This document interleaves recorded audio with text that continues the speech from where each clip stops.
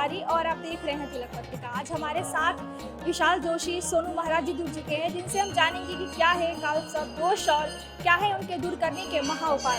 1984 से काल सर्पयोग का प्रकरण बहुत तेज बढ़ा और काल सर्पयोग 12 प्रकार के हैं। हर प्रकार के अलग अलग लक्षण है। इसे किसी प्रकार की आर्थिक स्थिति, किसी प्रकार का विवाह बाधा, किसी प्रकार का मानसिक तनाव, कुंडली लेके अगर आप जा रहे हैं जोशी जी के पास तो वो कहेंगे काल सर्पयोग है।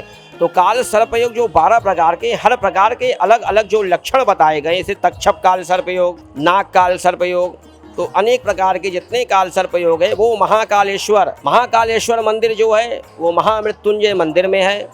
यहाँ काल सर्पयोग का दोष का निवारण होता है। और प्रमुख जो है नागेश्वर मंदिर, वो भी महामृत्युंजय मंदिर में विराजमान है नागेश्वर महादेव जी। और घोसला मंदिर उपशांतेश्वर संख्या जी के मंदिर के पास एक नागेश्वर महादेव जी, वहाँ भी उनके काल सर्पयोग का शांति होता है। तो इसमें ये 3 दिन का भी प्रावधान बताया गया है, 1 दिन का भी बताया गया है और 7 दिन का भी बताया गया है। एक रुद्राभिषेक होता है, इसमें चांदी, तांबा, सोने के नाग रखा जाता है। तांबा वाला नाग जो रहता है वो मंदिर में चढ़ा दिया जाता है।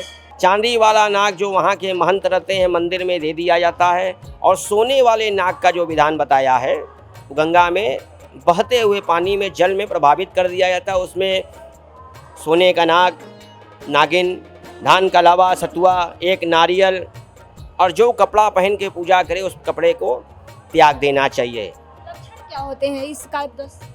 लक्षण मतलब आर्थिक स्थिति, किसी का काम जैसे नहीं बन रहा है, जोशी के पास बताएं तो वो काल सर्पयोग उन्होंने बताया, अब उसका पूजन करना है। तो सब चीज़ देखिए प्रभावता है। प्रभावता में ये भैया कि खर्च होगा। ब्राह्मण तो केवल एक चीज़ का भूखा है, वो किसका भूखा है? सम्मान का।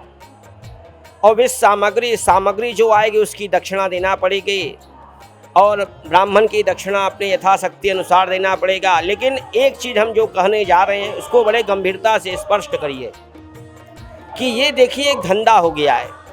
धंधा ये हो गया कि कार्य आप कर रहे हैं ठीक है, लेकिन इसमें बहुत से लोग आए कि गुरुजी 20,000 ले लीजिए, 50,000 ले लीजिए, लाख रुपया ले लीजिए, तो उसमें प्रसन्नता नहीं है। आदमी संतुष्ट होकर जाना चाहिए कि मेरा कार्य काल सर्पयोग हो रहा है। और ये नहीं कि पंचमी तिथि है, नाग पंचमी एक पर्व है तो उस पर्व पे काल सर्पयोग होगा।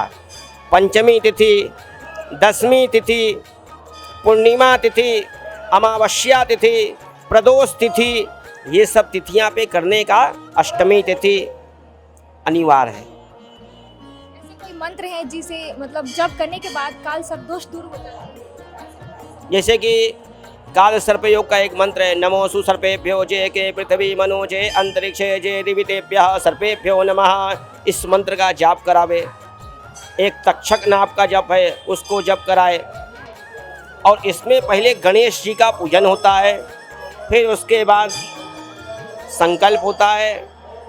संकल्प होने के बाद नागराज का पूजन, फिर महाकालेश्वर या नागेश्वर मंदिर में जाके इसका पूजन करें।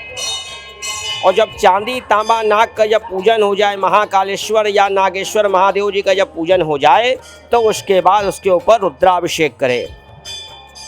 शादी पे भी कोई इफेक्ट पड़ता है? विवाह कार्य में अगर बाधा चल रहा है, जैसे किसी का विवाह नहीं हो रहा है, किसी की मंगला मंगली है उनका शादी नहीं हो रहा है, कोई बता दिया काल सर्पयोग है, तो 1.25 महीने के अंदर उसका विवाह पक्का हो जाएगा।